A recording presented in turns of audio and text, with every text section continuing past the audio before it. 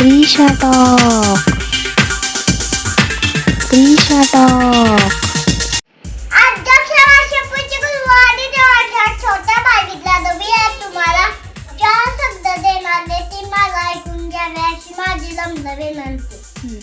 शिवणाच्या सर्गाचे जिने दारू गले, ती सैतल्या जगाची शिलेदार, जगाची शिलेदार. त्या पहिल्या भारताच्या शिक्षिका होत्या. त्यांनी स्त्रियांना साक्षरवा, निर्बलवाचा संदेश दिला. किती बघले, किती सोसले, तरी त्यांनी शिकवले. ती शिवणाच्या डोळे तुझ्या लेकीने गिलवले, तुझ्या लेकीने गिलवले.